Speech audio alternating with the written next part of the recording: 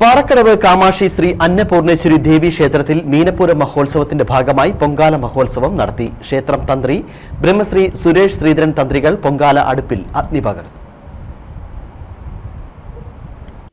5 ദിവസം നീണ്ടു നിൽക്കുന്ന ഉത്സവ ആഘോഷങ്ങളാണ് കാമാക്ഷി അന്നപൂർണേശ്വരി ദേവി ക്ഷേത്രത്തിൽ നടന്നുവരുന്നത്.